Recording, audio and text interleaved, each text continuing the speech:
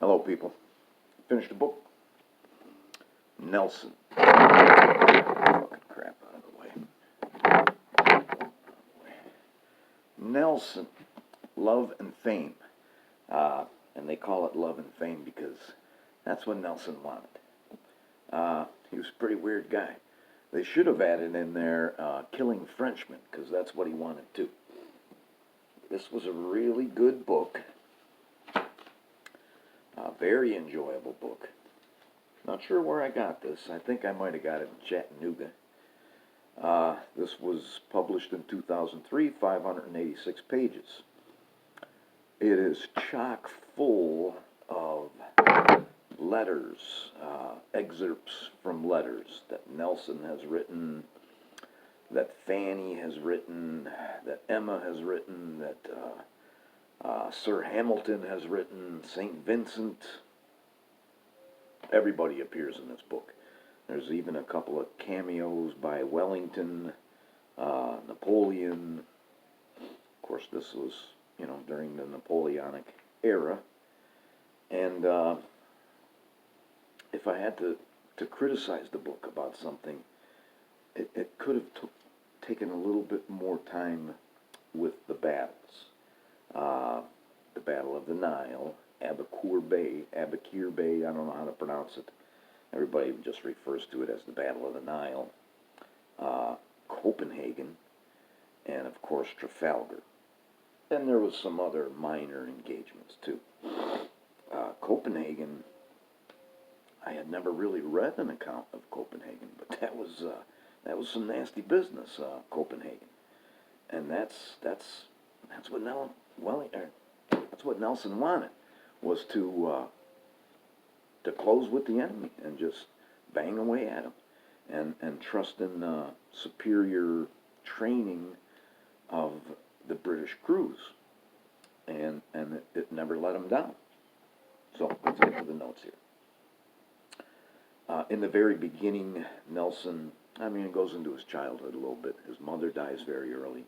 His father is kind of, he's a nice guy. He's just kind of laid back, And the author does a little bit of psychiatry here, and because of the early death of Nelson, they figure that he's always looking for the early death of Nelson's mother. He's always looking for approval. His father does what he can. His father ends up taking better care of Nelson's wife, Fanny, than Nelson ever did. But early on in his career, Nelson sucks up to Prince William. And I didn't like it because Nelson sides with Prince William against an old friend of Nelson's, this Schomburg guy.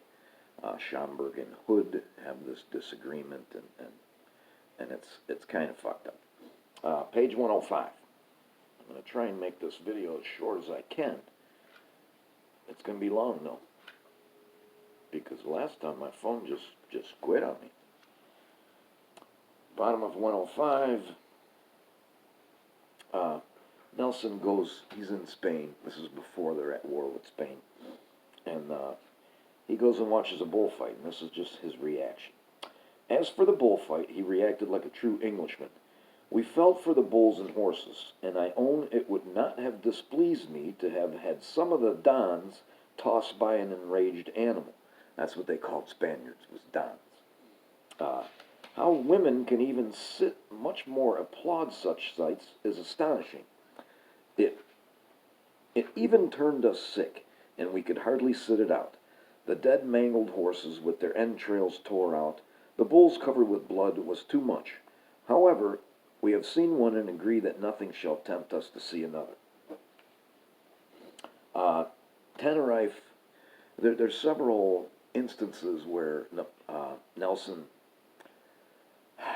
takes part in trying to land troops and take an island from the French. And Tenerife is in the Canary Islands, and the city was Santa Cruz that he tries to take. And it's not very well planned out. And Nelson wants to be there. He wants to be in the landing boats.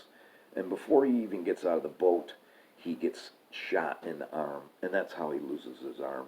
They don't refer to it very much in this book, but he calls the arm his flipper because it looks kind of like a flipper. Page 218.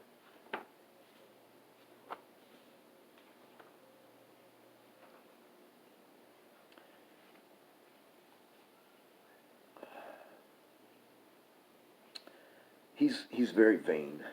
Anytime anything happens, any kind of an action, he right away starts writing these letters to defend his actions.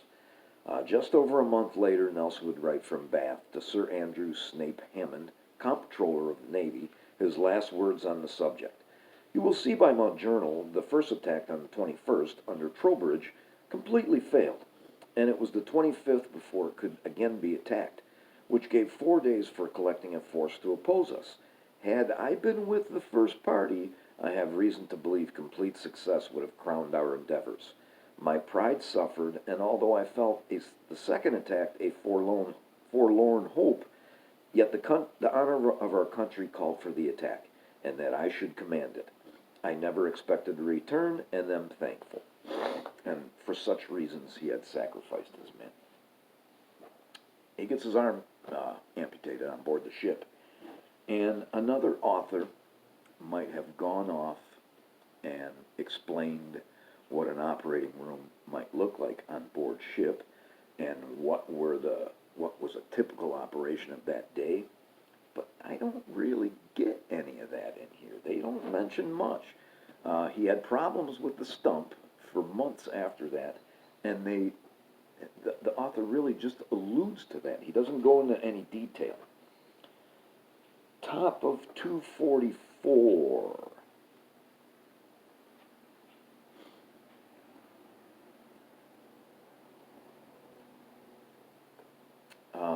This is when, I'm not going to read this paragraph, but this is when Napoleon sails to Egypt, and he has his Egyptian adventure, and it just occurred to me that how different things would have been had the British fleet intercepted the French, and maybe Napoleon had been killed. It would have changed everything, and the author catches up to that idea too later on in the book. First paragraph, page 259, and this is Aboukir Bay. As they turned to run into Aboukir Bay, Nelson's ships were sailing easy, rigging singing in a fine topsail breeze. Ahead the French fleet, about 2 miles distant, now very distinct in its outlines, its center dominated by the great three-decker flagship L'Orient. It was a lovely evening, albeit still a touch sultry, with glittering blue skies, deep blue sea, sandy blue hazy shore in the distance beyond, seabirds wheeling and turning behind the ships. They had been cleared for action for some time, stripped from stem to stern, all partitions, furniture, and possessions struck down into the holds. The sailors had dined, the officers had dined, all were now at their battle stations. Zealous had driven her 10 live bullocks over the side. In battle, frantic cattle stampeding around the deck could not be contemplated. The people were gripped by a strange mixture of apprehension, bravado, quiet contemplation, anticipation, and fear. From the main chains, the eager Nelson could see the French line curving away from right to left, almost a mile and a half from end to end, the ships moored about 160 yards apart. The French fought at anchor. The French did not believe that Nelson would try to go behind them, and he did. One thing they don't mention in here, because I've read a couple of accounts of the Battle of the Nile, there was another French squadron further down the shore that sat there listening to this cannonade all night and never joined in. It was a little bit weird. Accounts of battle are woefully incomplete. That was my note. And here is the end of the French flagship L'Orient, second paragraph, 278.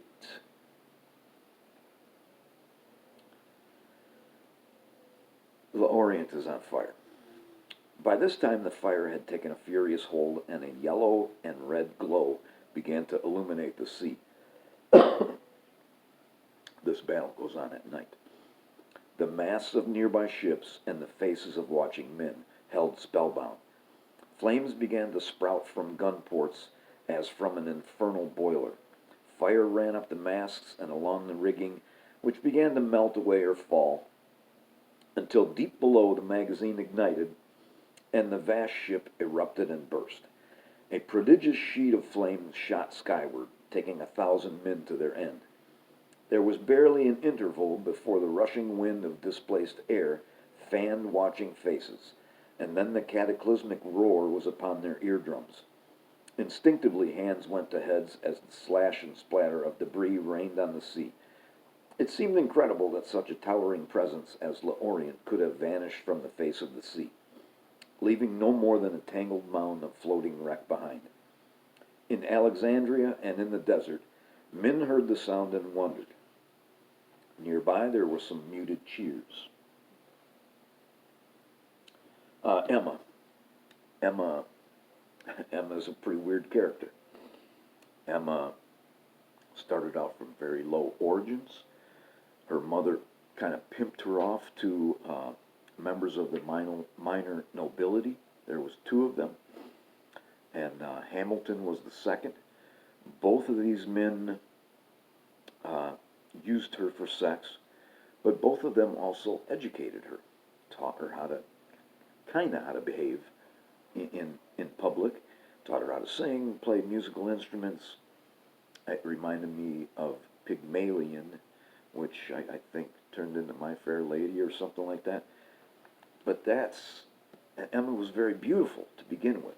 People painted her, and people would crowd just to look at her. She didn't end up that way. She ended up very fat. One of the people in this book describes her as the fattest woman he has ever seen. More about Emma. Bottom of page 350, middle of the paragraph. This is regarding Emma is with her second. That's like her second owner, almost. But this guy falls in love with her and decides to marry her. He's a lot older than her. And when Nelson comes around, all three of them become inseparable. And the guy, Hamilton, remains married to Emma until he dies. But he no longer sleeps with her. Nelson is sleeping with her. The great unknown of the Nelson-Emma-Hamilton relationship has always been whether Hamilton simply turned a blind eye, whether he signaled by hints and behavior that they had his blessing to be more than friends, or whether there was an actual ménage à trois. As the affair escalated, there was such an absence of friction that it had to be based on an explicit understanding, which in effect gave each of them what they wanted. They lived together.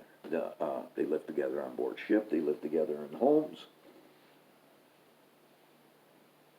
And then we're going to jump all the way to Copenhagen, which, this is on page 423.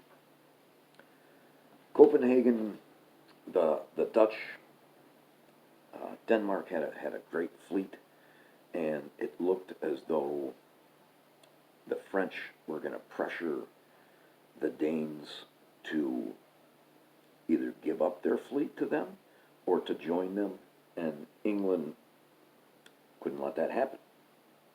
So they sailed right into Copenhagen, which is in the Baltic, and at that point in the Baltic, there were some great maps in this book. At that point in the Baltic, there's a very small strait where they have to go by this island, and even these straits are constricted by deep water and shallow water. The Dutch have their ships at anchor. And there's also forts behind the ships that can fire on the British ships. It's a crazy battle. Last paragraph, 423. At the other end of the line, Monarch was under heavy fire from 2 Danish ships and would lose more than 200 of her crew. Further astern of Nelson, George Murray's Edgar was paying a heavy price. She would have the second highest number of casualties, 136. Nelson's own ship, with 23 killed and wounded, was surviving well, as was Ganges, ahead with only 8 casualties. To his stern, Glatton, commanded by Captain Bligh, previously of the Bounty, had lost 55. Captain Bligh really got around. Nelson's intention to punch a hole in the Danish line so that his bomb ships could bombard the citadel and arsenal had failed to materialize.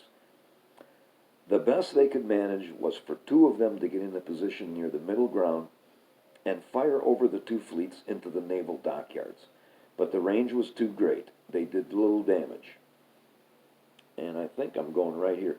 What happened next is best left to Stuart. Lord Nelson was at this time, this is Stuart writing, as he had been during the whole action, walking the starboard side of the quarterdeck, sometimes much animated, and at others heroically fine in his observations. A shot through the mainmast knocked a few splinters about us. He observed to me with a smile, "It is warm work, and this day may be the last to any of us at a moment," and then stopped short at the gangway. He used an expression never to be erased from my memory, and said with emotion, "But mark you, I would not be elsewhere for thousands." When the signal, number 39, to discontinue the engagement was made, the signal lieutenant reported it to him. He continued his walk and did not appear to take notice of it. The lieutenant, meeting his lordship at the next turn, asked whether he should repeat it. Lord Nelson answered, "No, acknowledge it." On the officer returning to the poop, his lordship called after him, "Is number 16 for close action still hoisted?" The lieutenant answering in the affirmative, Lord Nelson said, "Mind, you keep it so." He now walked the deck considerably agitated, which was always known by his moving the stump of his right arm. After a turn or 2, he said to me in a quick manner, "Do you know what's shown on board of the Commander-in-Chief, number 39? On asking him what he meant, he answered, "Why, to leave off action." "Leave off action," he repeated, and then added with a shrug, "Now, damned me if I do." He also observed, I believe, to Captain Foley, "You know, Foley, I have only one eye. I have a right to be blind sometimes." And then, with an archness peculiar to his character, putting the glass to his blind eye, he exclaimed, "I really do not see the signal." Part of Nelson lore, Nelson mythology. In the middle of this battle, Nelson puts out a flag of truce, and the Danes accept, and they row over and they begin negotiations. After the battle, the losing Danish commander, his name is Fisher, he kind of makes out that it might have ended different if it wasn't for that flag of truce.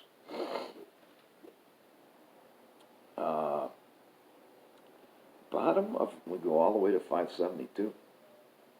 And this is the famous signal before Trafalgar. The book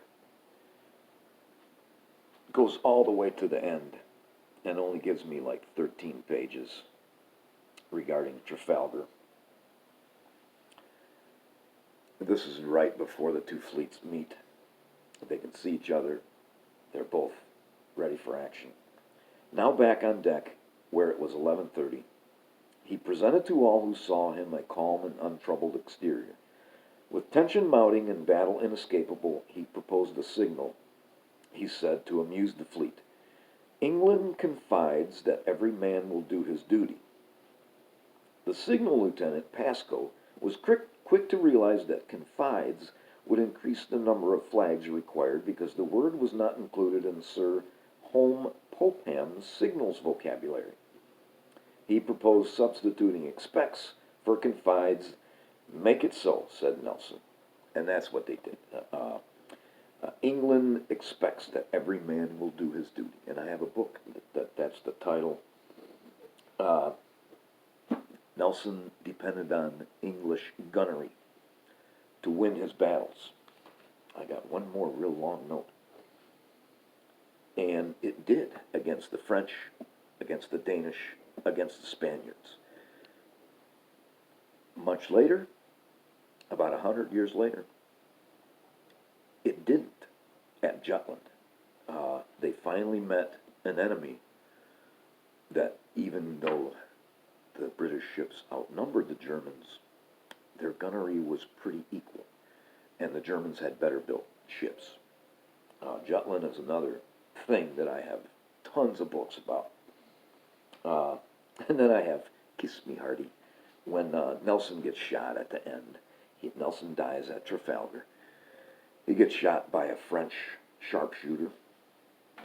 The bullet enters his body and snaps his spine in half. It takes him about 45 minutes to die. He talks about a lot of things. He talks about, hopefully they take care of Emma, and he has a child with Emma at this time. But towards the end, Hardy is there. Hardy's one of his favorites. And he says, "Kiss me, Hardy." And Hardy kisses him. Actually kisses him twice. Not on the lips, just on the forehead.